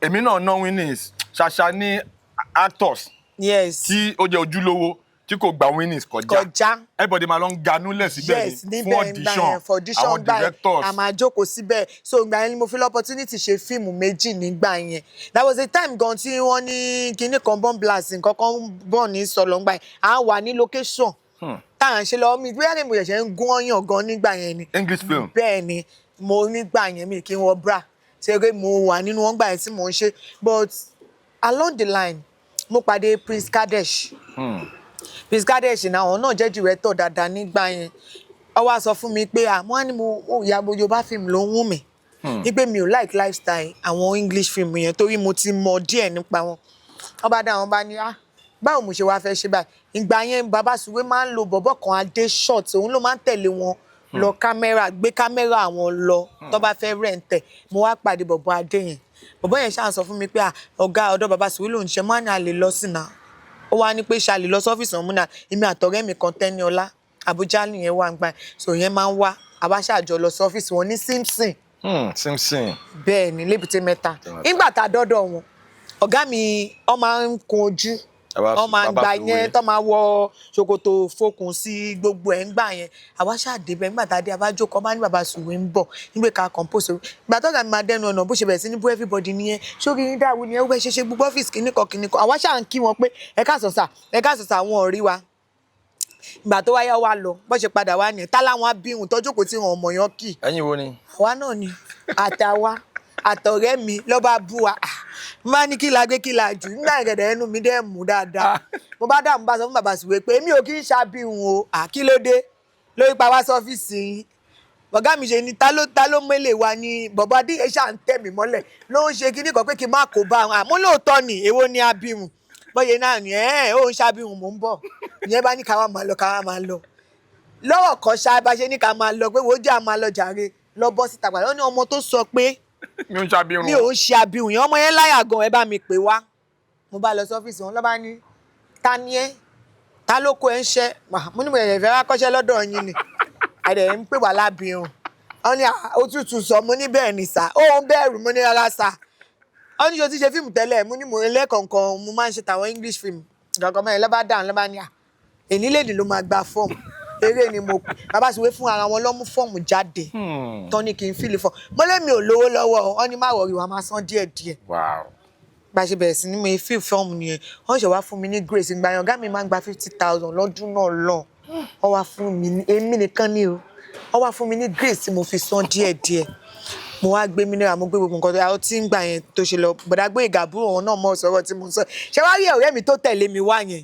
wọ́n sọ pé kó lọ san owó òdìndín bó ṣe máa ń san ọmọ yẹn wá tó wá kémi náà mọ̀ ní èmi máa bú Baba Suwe tí mo ṣe di ẹni tó ń join Baba Suwe nìyẹn tó ń gbàdá dé bẹ̀rẹ̀ sí ní ṣiṣẹ́ à ń kọ́ṣẹ́ à ń ṣe gbogbo ẹ̀ bọ̀ wọn ò fún wa wọn ò jẹ́ ká wọ kámẹ́rà nígbà tó ṣe ọbẹ̀ lọ́mọ kàkà kọ́ ló wà nígbà yẹn náà ó ń lo àwọn ọmọ àwọn òṣèré ẹgbẹ́ wọn tí mo fẹ́ dárúkọ still náà mo ṣe sọ pé àwọn máa ṣe nígbà tó máa ṣe ọmọ empire tí Mokare ṣe eré àwọn àṣẹwó àwọn tó lọ́yàn láàrin wa òun lọ kó síbẹ̀ tó káwò tiẹ̀ ní kankan àlọ́yàn àní kankan so kò jẹ́ ká lè wà nínú fíìmù yẹn. ẹ máa ń wà location yẹn bọ̀ tí wọ́n a máa wà wá la máa kó costume kiri. ẹ wọ kámẹ́rà. rárá nígbà tí Láìdé Bákàrè máa ṣe first film Ewé ojú mi ni àwa là ń bá wọn kó costume àwọn bọ̀dá kíyẹn gbogbo wọn ọmọ Bánkẹ́ àwọn bá wọn kó costume àwọn máa tẹ̀lé wọn ṣáwọn gan tiẹ̀ lè mọ̀ wá but mo dúpẹ́ fọ́lọ́run di èní pé àwọn ògògó àwọn ọ̀gá mi náà ni wọ́n because gbogbo àjọ wà ní kò yẹ pé ọ̀tọ̀ọ̀tọ̀ ni àti Uncle Yinka wọ́n máa ń bá Baba Suwe jà ń gbà yẹn pé àwọn ọmọ yìí ti pẹ́ lọ́dọ̀ ó dẹ̀ lò wọ́n sáwọn yẹn dá mi mọ̀ dáadáa wípé àwọn ilé ìdíje kọ́ṣẹ́ ọdẹ ní sùúrù so nígbà mi ti máa pè wọ́n tó máa pè ògògó lẹ́nu mo máa ń pè dáàdì mi ọ̀gá mi nígbà yẹn nígbà kan tá a tẹ̀ sí fẹ́ ṣiṣẹ́ kan ọ̀gá mi tún gbéra ṣe pé tá a bá débẹ̀ ṣùgbọ́n gbogbo ìgbà tó yẹ kó sú mi mo níṣẹ́ ìṣe wọn mi ó pẹ̀lú nǹkan táwọn ò tètè tójú wo ò tètè ràn nítorí pé ọ̀gá mi jẹ́ nǹkan tó jẹ́ pé tí ò bá fún yín láyè láti lọ ṣiṣẹ́ níta tẹ́ bá ṣe èpè ni àfi ká máa fọṣọ àfi ká máa pe kóòṣì wa Blessing Adéjùwọ̀n sẹ́ẹ̀tì kan náà lájọ dọ́dọ̀ Baba Suwe òun wá di cameraman mo fẹ́ lè sọ pé ní sẹ́ẹ̀tì wa ń gbà yẹn tajọ́ Baba Suwe máa ti Blessing Adéjùwọ̀n nìkan ló kù industry dọ́là Blessing tó wá dẹni tó ń ṣe cameraman fún Funke Akindele tó wá di big cameraman nísìn òun náà máa ń tẹ̀lé kámẹ́rà lọ nígbà yẹn ni bọ̀dá dúpẹ́ fọlọ́run èmi náà ṣe wá decide pé èmi náà fẹ́ máa produce gbogbo ìgbà táwọn gọ̀lúgọ̀ àwọn bọ̀dá Ibrahim tó máa ń wà lápapá ní Bádíà gbogbo àgbà yẹn àjọ máa ń lọ ni tí gọ̀lúgọ̀ tiẹ̀ rò pé bóyá mo fẹ́ wá kọ́ṣẹ́ nígbà ọ̀rọ̀ tán tó gùn ní ṣùgbọ́n dúpẹ́ fọlọ́run. Alhamdulillah. Alhamdulillah. Wow. So tí o bá lè correct nǹkan kan nínú career in industry kíni yẹn máa jẹ́ pé okay I wish I could have done this differently ká ní pé bí mo ṣe gbọ́n tó lè ní yìí ni mo ṣe gbọ́n gbà yẹn ni mi ní ṣe nǹkan báyìí ni mo ṣe máa ṣe kíni yẹn. ṣé eré yẹ kí mi náà sọ pé bí mo ṣe gbọ́n sìn tó bá kí bẹ́ẹ̀ ni mo ṣe gbọ́n gbà yẹn àìmí gan máa ti lóókọ gan lóòótọ́ Ọlọ́run ló fẹ́ dá lóókọ o ẹ má jà àmọ́ àwọn tó ti ṣe tó yẹ pé wọ́n lóókọ likewise bí mo ṣe sọ pé a pọ̀ lọ́dọ̀ bàbá Sùwé ń gbà yẹn but àwa méjì ní sẹ́ẹ̀tì wa yẹn la padà kù nígbà yẹn bọ́dọ̀ wáyé kí ń gbà yẹn náà èmi náà gbọ́n ni àwọn kan gbówó wọlé náà tí wọ́n lè sọ pọ̀ ga àwọn lélẹ̀ ìgbà táwọn ṣe pẹ̀lẹ́pẹ̀lẹ́ ibo làwọn wà pẹ̀lẹ́pẹ̀lẹ́ ní ká ṣe fagbá àpẹ̀láyé àgbálẹ̀ kan ní kó lè kọ́ ní kí àpẹ̀láyé àgbálẹ̀ kan ní àwẹ̀ o orí ìyá mi ìgbé mi gòkè àgbà o ó jíjẹ lẹ́ńkẹ́ ẹ má jẹ́ àkọ́tọ́ ṣàrí nígbà yẹn ìwọ tó bá lè kọ pẹ̀lẹ́pẹ̀lẹ́ o kì í ṣe actor ìwọ tó bá dé lè ṣe stage play o kì í ṣe àwọn máa ń dà wá sórí stage ni so a ní grace láti wọnú kámẹ́rà so táwọn kan bá bu alẹ́ nígbà àwọn ẹgbẹ́ yín kan tó délé ni ọ̀nà ó lẹ̀mọ́ táwọn gbà tó fi dé ṣé ọ̀nà táwa gbà ní àgbáyé pẹ̀lẹ́pẹ̀lẹ́ ṣé àwọn gbà. Now that's the question. That brings me to the next question. Yes. Recently a rí Aunty Jaiye Kuti wọ́n jáde wọ́n ní àwọn níta wọn gba pátá wọn kan tó fún àwọn ní role ní industry then a few days later a rí ọmọbọ̀tí jáde ó sọ wípé òun reason tóun fi step aside kúrò nínú industry ni pé àwọn marketer wọ́n fẹ́ gba pátá òun dẹ̀ insist pé òun ò lè bọ́ pátá fún yín o ẹ máa yàmọ̀ di industry yín mú kóun ya di nǹkan míì mú ni ló ń ṣe kúrò. Now mo wá ṣe fídíò kan mo wá counter nǹkan tí Aunty Jaiye Kuti sọ pé experience titi yín ó yàtọ̀ sí experience ẹlòmíì bóyá yẹn experience irú nǹkan bẹ́ẹ̀ yẹn kò mí pé bóyá ẹlòmíì kò experience irú nǹkan bẹ́ẹ̀ yẹn so gbogbo wa la mọ̀ pé ní industry wa bọ́ pátá ẹ̀kín tó fún ẹ ní role ó exist mo dẹ̀ máa ń sọ pé kò kí n ṣe industry wa nìkan ló ti ń exist ó máa ń ṣẹlẹ̀ ní every sector àìmọye nọ́ọ̀sì tí doctor ti gba pátá ẹ̀ dáadáa kó tó fún níṣẹ́ dáadáa àìmọye bank manager tó jẹ́ pé àwọn teller wọ́n ti yọ ẹjẹ́ ìrora sọ káwọn èèyàn má gbọ́ wọ́n ti yọ dọ́gì fẹ́ kú nínú ọ́fíìsì kò kí n ṣe industry wa nìkan so when you now say àwọn oní theatre yẹn because some people they will go online they will say àwọn theatre yẹn kó tó help me ọmọ máa gba pátá ẹ it is not only our industry. Yes. ẹ wo Balataza Ekonga kò kí n ṣe actor now gbogbo wa la mọye kúlí tí Balataza fọ́ ní ìlú wọn lọ́n so you understand so but as a lady in the industry àwọn nǹkan bẹ́ẹ̀ yẹn máa ń ṣẹlẹ̀ mi ò sọ pé gbogbo everybody mi ò sọ pé gbogbo directors mi ò sọ pé gbogbo marketers mi ò sọ pé gbogbo producers ló ń ṣe but àwọn tó ń ṣe it doesn't change the fact that ó ń ṣẹlẹ̀ sáwọn kan as we speak now wọ́n gba pátá nọ́ọ̀sì kan lọ hospital báyìí wọ́n fún teller kan ní dọ́gì nínú báǹkì báyìí actress kan báyìí bọ́n ṣe ń fún ní script báyìí lọ́ ń kó fún kóbà ṣé ẹ rántí pé lórí ètò is unscripted so we will say it exactly the way it is. ẹ jọ ṣé ààrí director kan àbí producer kan àbí marketer kan àbí PM kan tó sọ pé Ọlá Samuel script rẹ ò lead role bọ̀ pátá yìí bá ń gbé náà tó bá ti fún mi pátá yẹn tí mo ti fún ẹ kóbá wàá ṣe lead role ṣe tó ṣẹlẹ̀ sí ẹ rí àbí kò ṣẹlẹ̀ sí ẹ rí let us know tó bá ṣẹlẹ̀ sí ẹ rí. gbà mí gbogbo ẹ̀yà tí o ò dẹ̀ gbà Jeff ló ní sọ tàdé ni náà Jeff ló ní máa ka ó orí ètò yìí la ti máa ń fọ́ gba ó ní kí yọ̀ǹgàn. n máa kà bòròbòrò ṣé tiẹ̀ rí bí àṣà dádìwà àtọkọlà tọkù yẹn kí ló kọ wá ṣípa àbí kí ló kọ wọn. alárùn. no tó ń sọ̀rọ̀ nípa àgbà tí ó ń sọ̀rọ̀ àǹtí Ìyábọ̀ ọlọ́fààná tó ń sọ̀rọ̀ pé iṣẹ́ inú nǹkan tó fi bí industry wa nìyẹn. Ó ṣẹlẹ̀ ní English industry, no. Yes. Ó ṣẹlẹ̀ l'America, no. Yes. No, let me rephrase to the camera now. Even in Hollywood, Uncle Mark Harvey Weinstein, one of the biggest movie producers in America, one of the biggest producers in the world. Yeah. Òun one of the biggest movie studios l'America. Yeah. Nígbà tí wọ́n sọ bọ́pátá tó ṣe, kí n tó fún ẹ ní róòlù tó ṣe, àwọn obìnrin bíi 82 lọ́dún ó jáde. 82. Imagine. That's So, serious.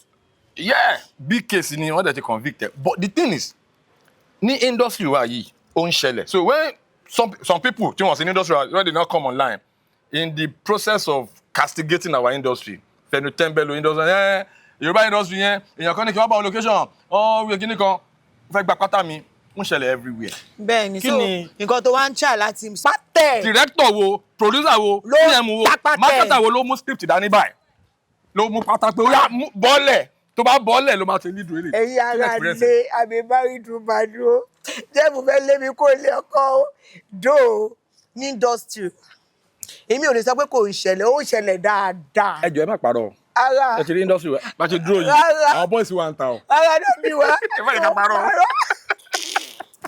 Mi ò parọ́. Ọlọ́run inú mi o. Ó ń ṣẹlẹ̀ dáadáa. Èmi tèmi jókòó yìí mi ò lè sọ pé wọ́n fi lọ mi rí. Àkọ́ gbọ́dọ̀ máa dáhùkọ ni. Ṣùgbọ́n ńgbà tá a gbà wọn ò lè fún wa níṣẹ́ náà. Ó pẹ̀lú nǹkan tó máa fi ń rí àwa ní wípé we are left over. Maybe yóò yẹ kó rí wa nínú iṣẹ́, yóò yẹ kó rí wa nínú iṣẹ́. I'm not saying if I wanted to date anybody, no one can stop me. I'm mature enough. Ó ń wù mí ni mo date yẹ. Mi lè sọ pé kí n tó di pé mo ní mo lọ́kọ pé mi ò ní ẹni tí mo date ní industry ó wà. Ohun èmi ni o. Force. Force èmi. Ẹni tèmi bá sọ pé mo date ní industry, ohun èmi Ọlárewájú Olúwaṣeun Abídèmí. Ohun mi ni. But sí pé kò sí yẹn, ó wà bọ̀nàkà ẹ̀. K'Ọlọ́run jọ̀ọ́ kó jẹ́ kí iṣẹ́ wa ká gbọ́jú báyìí lọ. Nítorí pé it's everywhere.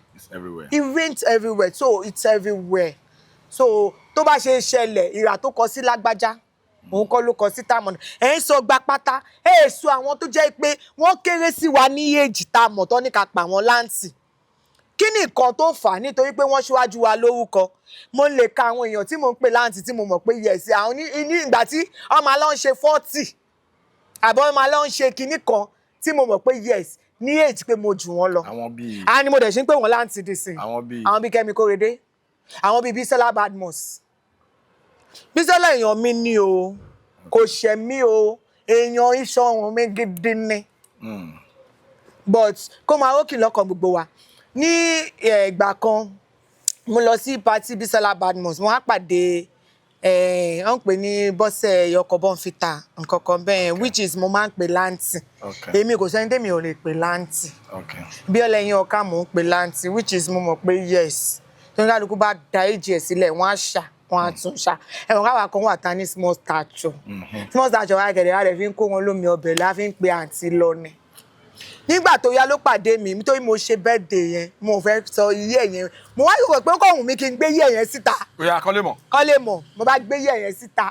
Ló bá di. Ló bá rí mi ní party yẹn ló bá ní mí pé mo ti ń pè láǹtì tẹ́lẹ̀ mo mọ̀ pé kò tó èjì yẹn òun fi pé mi ò mọ̀ ni mo mọ̀ because àǹtí pípé ẹ̀ láǹtì yẹn kò yaṣọ mọ́ mi lára kò dẹ̀ fún mi lówó but ó kàn wù mí because àwọn èèyàn kan máa ń sọ máa ní pé seniority nígbà míì ó máa ń mú èèyàn tí ó bá ṣì ń lọ́bì nígbà ọ̀sán I wanted to be there ó máa ń mú wọn ṣe nǹkan kan pé jẹ́ ń gbójú bóyá tóun bá gbójú and mo dẹ̀ rántí dáadáa gan mi gan fẹ́ pe àǹtí o Bọ̀kúnlé Adégbìtì ọ̀gá mi ni wọn ẹ̀gbọ́n mi ni wọn ọ̀rẹ́ mi dẹ̀ ni ńlá gbídé ó pè mí ó ní pé that was the time fún ara òun gbogbo àwọn akẹ́ọ́lá yẹn òun máa ń pè wọ́n ní bọ́dà ó ní bọ̀ǹgbà tóun dé ibi tóun ń lọ ó ní nísìnyí báyìí wọn ò lè sọ pé kóun pè wọ́n ní bọ́dà mọ́ ó ní anybody tó bá máa pè láǹtì pé wọ́n láǹtì kò fi rọ́nà lọ so ó pẹ̀lú nǹkan tó mú mi nígbà tí mo fi ń pe gbogbo wọn láǹtì nítorí tó bá máa fẹ́ bá mi fèsì ẹ̀ kọ́ dá ọkọ̀ èjì wọn kájọ dá ọkọ̀ èjì ara wa ìṣèbí tí wọ́n bá wọn sùn lẹ́sọ̀ ìyẹn ń kọ́ tó jẹ́ pé wọ́n máa dúró wọ́n á wú ẹ̀bí pé kinní kan míwà ìmí inú wọn jù lọ ìmí inú wọn ẹgbẹ́ nìyí But because pé a ṣàfẹ́ débi tá à ń lọ, agbójú kúrò ní so many things. So torí unscripted show yìí, Yes. a máa ń tú pẹpẹ ẹlẹ́ni. Okay. Anita ni director tàbí PM tàbí marketer tó mú script dání báyìí tó ní yá Ọlásàmọ̀ mo pátá yẹn wá. Ta lẹni náà? Ó pọ̀ mo ti dá ọkàn. Mo papọ̀ ń dọ́sí wa. Yeah. Àti máa rántí orúkọ yẹn, ó máa ń ṣe bákan lórí yàn. Bọ́ pàtàkì tó fún ẹ ní script. Experience ńlá ni. Ó pọ̀. So kò wá possible kó wá ṣẹlẹ̀ kíyàn kan ní mú pátá wá báyìí. Mi ò dá kankan lóhùn. Èyí tó bá sọ pé mo dáhùn lóhùn kó bọ́ síta. Oh. Yàtọ̀ sí pé bóyá mo déètì o. Ipe wá ní pé òun wá fi script gbà pátá nídìí tèmi o. Gbogbo ẹni mo fi sọ pé kó bọ́ síta. Ọlá òòṣà. Mi ò ṣe. So ohun mi ti máa gbé mo déètì yàn fine. Ohun mi ni. Okay, good. Let us go to the game now. Okay. Nínú Olúfimọ́ 1 àti Ọ̀gá ńlá 1 ìjọba Fuji mo kàn. Èmi ò tẹ́ ń ṣe Fuji fans. A máa ń gbọ́ Fuji. A kò bá dùn. Mo kàn. Ṣé rí àwọn méjèèjì tẹ̀sán kò sí tó mọ̀ mi. Of course. Pàṣẹ ò mọ̀ mi. Ẹ̀kẹ́ Pàṣẹ ti rí mi bí ẹ̀mí jìrì. Mo kàn. Ẹ kò ní mú kàn ní èmi ò ṣe Fuji fans. Àní kò kàn mú kàn choose one. Okay, mo máa mi méjèèjì tó yà lè sọ wọ́n lè ràn mí lọ́wọ́ lọ́la. Nígbà bá mú kàn bá ní ṣe jọ́kì ní àná ṣo mú mi. Àbòsí mo dẹ̀ máa mọ̀ pé ọ̀gá wa ọ̀gá ńlá máa ń jowú so mi ò dẹ̀ fẹ́ kọ́ jowú. Mo mú Pàṣẹ mo mú Òṣùpá. Okay. Mo máa méjèèjì. Ó dá nínú Funke Akindele àti Tóyìn Abraham Ajẹyẹmí mo kàn. Ká má máa fi ọ̀pá pọ̀ lọ́wọ́ pọ̀ àbí báwo lẹ ṣe máa ṣe Yorùbá yẹn mọ́ Yorùbá tí ó gbọ́ Yorùbá ká má máa fi pè. Ọ̀pá pọ̀lọpọ̀lọ pé jò. Àdá fún yín dáàdi wa. Àmín mọ́mí wa. Mo mú Funke Akindele. Why? Because right from time Funke Akindele máa ń jẹ́ ẹni tí máa ń pè ní mentor mi. Mo lè má kàwé tó wọn o. Mo lè má lówó tó wọn o, but I love her so much. Wow. Tó bá ń pe actor, Funke Akindele ni. Mo fi mo gbé síra wọn Funke Akindele àti Jọkẹ́ Sliver. Okay, Jọkẹ́ Sliver. Lóòótọ́ àǹtí Jọkẹ́ ju àǹtí Funke lọ. But ní tó ṣe ń léra wọn ní ọ̀nà kan náà ni mo fi pé feed kan náà ọ̀nà kan náà lọ́jọ́ ń tọ̀ lọ. Àǹtí Funke I love her so much. Wow. Mo dẹ̀ máa ń pè wọ́n ní mentor. Ó lè má èmi àti wọn jọ ṣiṣẹ́ rí. Àjọ ṣiṣẹ́ rí o. Àjọ ṣiṣẹ́ rí nígbà tí ọbọ̀gá mi ṣe bàbá jayéjayé. Ìgbà yẹn lọ́dún náà lọ́ọ́ ti ẹ̀ṣẹ̀ mi. Ọ̀ṣẹ̀ lẹ́dàá mi. Kí ló ṣe? Nígbà yẹn wọ́n rí wa bíi pé àwọn ọmọ tó ṣẹ̀ṣẹ̀ ń bọ̀ bí a lè ga. Despite all that mo ṣì love wọn. Nítorí gbà yà wá la gbé pósítà. Nítorí tá a bá máa sọ nínú fíìmù yẹn gba máa yẹmí nìyẹn ṣé òrí mi ni mo gbé pósítà tẹ̀lé àǹtí Fúnkẹ́ pé fi dáàdì wa sílẹ̀ àwa ọmọ tá a pọ̀. Ní lọ́dún náà lọ mú wọn ti wá sí láwà ń bẹ àjọ gbé pósítà ni. Wọ́n ti la coded. Bẹ́ẹ̀ ni àjọ gbé pósítà ni àjọ ń tẹ̀lé àǹtí Fúnkẹ́ kiri nínú bàbá jayéjayé báyìí. Àwọn sins tẹ̀sán lọ́pẹ̀ ní waka pass. Yes, waka pass lọ́dún náà lọ. Àwọn sins lọ́pẹ̀ ní waka rewind. Nígbà tó ṣe bàbá jayé mo ní ṣé ìmọ̀ pé mo wà nínú bàbá jayéjayé ni máa sọ pé èmi ni mo gbé pósítà yẹn tí mo tẹ̀lé àǹtí Fúnkẹ́. Pé kán rewind ẹ̀ kán wá zoom ẹ̀. Yes. Kán lè rí pé gbé pósítà ṣùgbọ́n lọ́dún náà àǹtí Fúnkẹ́ bú mi. Kí ló ṣe? Wọ́n lè má rántí. Wọ́n kàn yọ pé ta làwọn ilé ẹjọ́ kúrò kíní kan mi ìmọ̀ ó lè bọ́ sí kànga ó lè jẹ́ pé ìkọ̀kan ta wọ́n lára bí ó ti rẹ̀ wọ́n because àwọn lọ́ọ́ ṣe lídùú oṣẹ́ yẹn o. So ó lè jẹ́ yẹn o but I still love her no matter what because èèyàn tó jẹ́ pé ó ń wà nípò tó wà tó tún ń ran àwọn ènìyàn lọ́wọ́ èèyàn tó wà nípò tó wà tí ò tún fojú pa àwọn èèyàn rẹ̀ èèyàn tó wà nípò tó wà tó tún ṣì ń love àwọn èèyàn tó kéré sí respect to her and likewise Tóyìn náà èèyàn ni o. Oníkálukú kàn ní mentor ẹ ni Tóyìn náà èèyàn ni at least ibi tó kojú sí oníkálukú ọ̀tọ̀ọ̀tọ̀ ni she's a good woman and best actress gan náà ni Tóyìn Àyìnmákọ. Fẹ́mi Adébáyọ̀ àti Ọdúnládé Adékọlá choose one. láì sọ ọkùnrin torí ọlọ ẹgbàá mi torí ọlọ ìyàrá àlejò ọkùnrin ni mí ni ó ṣe mí tóbìnrin ni máa sọ. Òṣèré làwọn náà so choose one. àwọn méjì lọ da fa. Wàá mú kan ni wàá dẹ̀ sọ reason tó fi mú kan. a ní wọn da fa àwọn méjèèjì wọn da fa. Okay. So mo máa àwọn méjèèjì bó ti ẹ̀ ń gbọ́dọ̀ àdúgbò torí ìrìnàjò ìbọ̀dá ṣe àwọn ọlọ́ba mi ṣe àmọ̀ pé olóúnjẹ 1 and 2 wọ́n ṣiṣẹ́ pa fún mi àtúwálé ṣé ìbọ̀dá Fẹ́mi dá wá ń sọ yẹn náà àwọn náà lọ́ba mi ṣe tó rẹra so àwọn méjèèjì mo ti lò láti náà mo tún lò rí Látìfù ó yẹ máa dákọ̀ àtọ̀ bọ̀dá mú ìwà Adémọ́lá mo ti lò wọ́n lórí sẹ́ẹ̀tì mi rí ó yá láti máa sọ. Jẹ́ kí n wá gbé ẹ lọ sí another level. Ó yá. Nígbà tí wọ́n ṣe election 2023 àwọn onífíìmù wa àwọn actors wa wọ́n jáde wọ́n campaign táwọn fans bẹ̀rẹ̀ sí ní ṣe pé wọ́n ṣe oríṣiríṣi fún wọn. Now fast forward to 2 years later a kàn rí pé àwọn actors kan wá ń jáde báwọn ṣe campaign tó yẹn nǹkan tó promise àwọn wọn fún àwọn. Ṣé ẹ wà lára àwọn tó campaign? Èmi kẹ̀ ẹni tí ò ní yẹ òǹdè gbẹ̀yìn èmi ò sọ pé ohun tó lọ ṣe dáa o mi ì dẹ̀ sọ pé kò dáa o èrò oníkálukú náà ló ń campaign forílẹ̀-èdè ẹ̀ èmi ò sì ń bẹ́ o lóòótọ́ wọ́n pè mí wípé hòtẹ́ẹ̀lì olú MC àwọn bíi 40 àwọn kìíní kan mo lé mi ò ṣe o èmi ò sì lọ so gbogbo wọ́n ṣe ń fara wọn lápá wọ́n sanwó wọ́n fara wọn lẹ́sẹ̀ wàláì kò sojú mi sí mọ́ so èmi ò sí ń bẹ́. So briefly àwọn fans yín àtàwọn upcoming actors tó yẹ̀ṣẹ̀ wọ industry kí ni word of advice tẹ́lẹ̀ fún wọn? Má ṣe o ṣe rí gbogbo iṣẹ́ ló le o àwọn èèyàn máa ń fi ojú wo iṣẹ́ tíátà bíi pé iṣẹ́ tó rọ̀ ni bí ẹ̀kọ́ bọ̀ kò rọ̀ rárá ṣe rí àwọn ọmọ òsín tó wọn ní industry wọ́n máa ń bẹ́ náà ti gba ọmọọṣẹ́ kan tó jẹ́ pé ó bẹ́ gan nítorí wọ́n máa ń believe pé táwọn bá tẹ̀lé ọ̀gá lọ sí industry location táwọn bá rí àwọn ọkùnrin táwọn bá báwọn ṣe nǹkan máa fáwọn oníṣẹ́ àbáwọn máa ga òun ló ń jẹ́ kó wálẹ̀ wọn kúrò lójú kan nítorí pé wọ́n ń bẹ́ nítorí ọmọọṣẹ́ yẹn mú wá rí pé ó ń bẹ́ múlẹ̀ àmọ́ iye ọmọọṣẹ́ mi gan tó ti gba wájú èèyàn kọjá tó ga wọn ò torí ẹ̀ mọ̀ wọ́n ti believe pé bíbẹ́ kiri káwọn bẹ́ kiri ẹ̀hún làwọn fi wà ní timeline àbáwọn làwọn fi ṣe kò kàn mí ṣùgbọ́n mi máa advise anybody tíṣẹ́ ìbáhùn kó ṣe tọkàntọkàn kó má bìlíìfù pé ó dìgbà tóun bá fi ara ṣe tóun tó débi tóun ń lọ a lè má tí ì débi táwa náà lọ ṣùgbọ́n ìgbìyànjú wa náà ló gbé wa débi táwa Ọlá Samuel Ọlọ́run ni o kò ń ṣèyàn ẹ fi ìgbìyànjú sí nǹkan tó bá mọ̀ ṣe yẹn tẹ́ra mọ́ kó máa ṣe ṣùgbọ́n kò ń ṣe nípa pé ó ba alágbájá lórúkọ jẹ́ àbó bá tàmọ̀jù lórúkọ jẹ́ kó tó lè jẹyàn o sùúrù ni o ìmọ̀ kìtẹ́ bá ní sùúrù ẹ̀ débẹ̀ tí tèmi nìyẹn. So lórí ọ̀rọ̀ Bọ̀dákin Akínọláyà àti ìyàwó tó ń ṣẹ̀ṣẹ̀ fẹ́ pẹ̀lú ìyàwó wọn ti tẹ́lẹ̀ ó ń jà ròyìnròyìn gan tó tún wá ọ̀rọ̀ yẹn tún wá cross lọ sọ́dọ̀ ìyá Ìbàdàn kí ni ẹ̀yin rí sọ sí?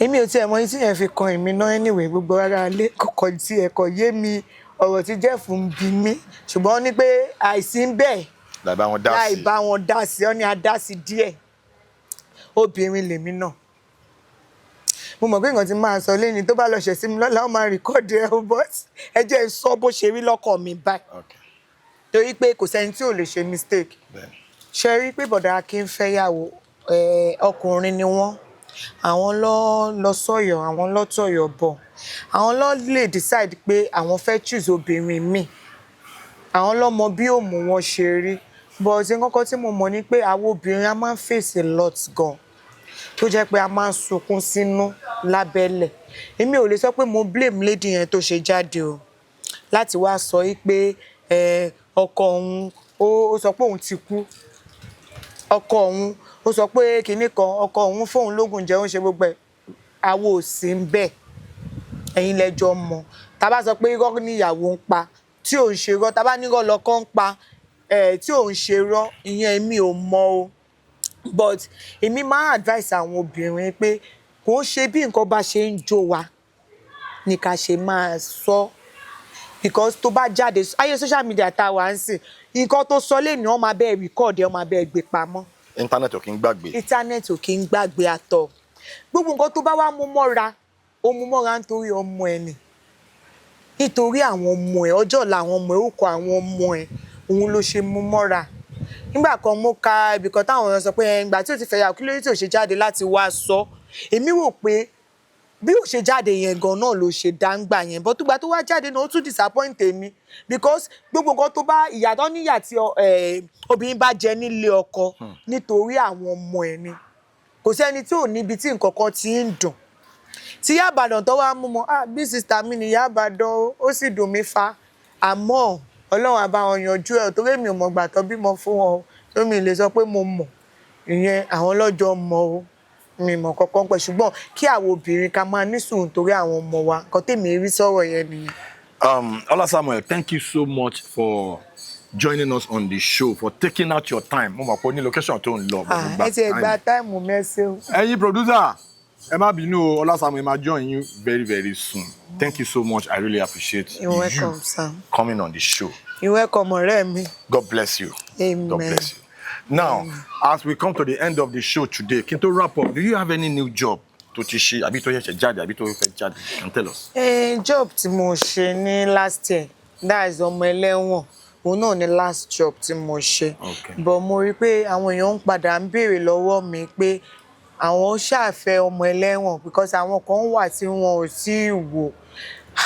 Ọdún náà iṣẹ́ mi náà ni mò ń gbìyànjú láti kémi náà lè upload ẹ̀ sórí any YouTube tẹ́ bá lẹ́ni tó lè ràn mí lọ́wọ́ láti gbà lọ́wọ́ mi tó bá dẹ̀ pẹ̀dẹ̀ lẹ́ni tó lè ràn mí lọ́wọ́ but mo promise ẹ̀yin fans mi tẹ́ ń padà béèrè ọmọ lẹ́wọ̀n lọ́wọ́ mi máa padà upload ẹ̀ máa dẹ̀ jẹ́ kẹ́ ẹ mọ̀ pé mo ti rí upload ẹ̀ padà sórí YouTube fún àǹfààní àwọn tí wọn ò tí ì wò kẹ́ lọ bá mi wò ìmíràn dẹ̀ tún gbàdúrà náà kí n lówó kí n tún lè bá yín yà mí gẹ́gẹ́ bí mo ṣe máa ń ṣe mo mọ̀ pé Ọlọ́run á ràn wá lọ́wọ́ ẹ̀yin fans mi can help me o. Yes, as I come to the end of the show, Unscripted with Jeff Owolewa, please do not forget to subscribe to my channel, Jeff Owolewa TV. As you're subscribing, do not forget to smash that notification bell. So when my next video is popping up, you're going to be the first to see it. God bless you for watching my videos. God bless you for dropping those beautiful comments. Thank you. Alhamdulillah. Ìjọ nítorí ọlọ́run yìí fáǹsì mi. Èmi náà ní YouTube Ọlá Samuel TV. Ọlá Samuel TV ẹjọ́ ló bá mi subscribe sórí YouTube. Ẹ̀mí ẹ̀ṣẹ̀ bẹ̀rẹ̀ ní o. Ṣùgbọ́n mo mọ̀ pé nípa ìrànlọ́wọ́ yín ẹ máa jẹ́ kó lọ fà. So that èmi náà ti ń jọ àwọn skits kéékèèké síbẹ̀ títí ó máa fi lọ. Ẹ kúkú mọ̀ pé àní ọ̀nà mi. Ọ̀nà tá a ní náà ló lè ta fi ń jẹ ẹjọ́ ló bá mi subscribe sórí Ọlá Samuel TV. Ẹjọ́ ẹ ṣe gan-an ní fans mi náà I love you.